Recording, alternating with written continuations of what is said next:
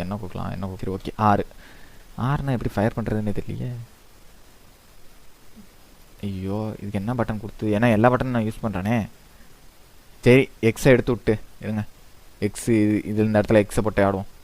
X இப்போது இதில் என்ன பண்ணுவானுங்கன்னா இங்கே ஓப்பன் பண்ணிவிட்டு சின்னதாக அப்படி டேபு, ஐயோ ஸ்மால் லெட்டரில் போடணுமா, ஸ்மால் லெட்டரில் டேபுன்னு போட்டு எங்கே இருக்குது இந்த இருக்கா ஃபயர் பட்டனு உங்களுக்கு கொஞ்சம் கம்மியாக தான் தெரியும் இருங்க.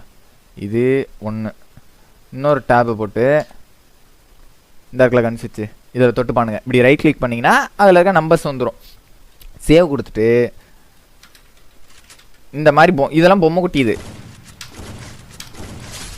இருங்க. என்ன இது அதிகமாக சுவிட்சே ஆகாதுன்னு நினைக்கிறேன். இது ஆகுது ஓரளவுக்கு சுவிட்ச் ஆகுது. ஆனால் நம்ம இந்த மாதிரி சுவிட்செலாம் இந்த மேக்ரோலாம் போட்டு வந்தாங்க நம்மளே எடுத்து போடலாம். அதனால் மேக்ரோ எல்லா மேக்ரோ வச்சு பிளேயர்ஸ் அடிக்க முடியுமான்னு கேட்டால் வாய்ப்பே கிடையாது. ஐயோ இருங்க என்ன சுவிட்ச் ஆக முடியுது இருங்க. ஏய் இது என்ன மாப்பிள்ள ஏதோ வேலை கட்டுதுரா. ஓகே 8 9 தான். இது ரொம்ப ஸ்லோவாக தான் இருக்குது இந்த மாதிரி. ஆனால் இதைத்தான் உங்களுக்கு மேக்ரோன்னு சொல்லிட்டு எல்லாரும் வீடியோவில் இதாங்க மேக்ரோ இதாங்க அவ்வளோதாங்க அப்படின்வானுங்க. ஆனால் அது அப்படி கிடையாது. இப்போ எக்ஸில் இந்த மாதிரி வச்சுருக்கோம் அப்படின்னா மறுபடியும் என்ன பண்ணுவானுங்க, ஒரு எக்ஸை தூக்கி இருங்க, இது சி, இது எக்ஸை தூக்கி இங்கே ஸ்கோப்பில் போட்டுருவானுங்க. சரியா, இப்படி ஸ்கோப்பில் போட்டு விட்டு இன்னொன்று எடுத்து லெஃப்ட் ஃபயர் பட்டனில் ஒன்று போட்டு விட்ருவானுங்க. லெஃப்ட் ஃபயரில் ஒன்று போட்டு விட்டு இங்கே ஒன்று போட்டு விட்ருவானுங்க. புரியுதா?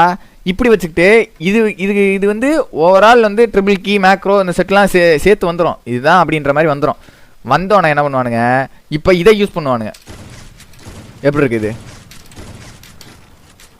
இது வந்து இது ஒரு செட் ஆஃப் சுற்றி திரிவானுங்க. அது ஆனால் சுவிட்சிங்லேயே தெரியும் எவன் மேக்ரோ போட்டிருக்கான் எவன் மேக்ரோ போடலை அப்படின்றது. எவன் மேக்ரோ போட்டிருக்கான் எவன் மேக்ரோ போடலன்றது அந்த சுவிட்சிங்கை வச்சே கண்டுபிடிச்சி போடலாம். மேக்ரோட சுவிட்சிங் என்ன மேக்ரோ இல்லாத சுவிட்சிங் என்ன அப்படின்றது உங்களுக்கு பார்க்கும்போதே தெரியும். எனக்கு பர்சனலாக எங்கள் கில்டில் இப்போ ரீசெண்டாக நாங்கள் இதை பெருசாக எடுத்துக்க மாட்டோம். அந்த மேக்ரோ டபுள் கீ எவன் என்ன போட்டு வந்தாலும் நாங்கள் அடிப்போம் அப்படின்ற மாதிரி தான் இருப்போம். மேக்ரோ பிளேயர்ஸ் வந்தாலுமே நம்மளுக்கு ஈஸி தான், அந்த அளவுக்கு பெருசாக கிடையாது. அந்த 8-5 வச்சு அந்த 8-2 தூக்கலாம் நம்ம.